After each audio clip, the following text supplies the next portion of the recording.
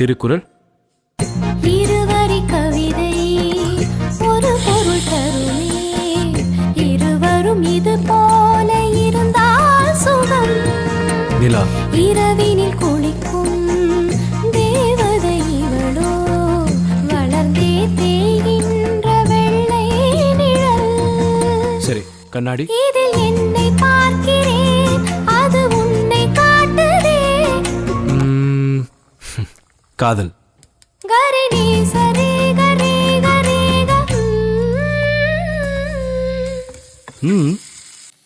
நம் நான்கு கண்ணில் தோன்றுகின்ற ஒற்றை கனவடா. Wow, beautiful.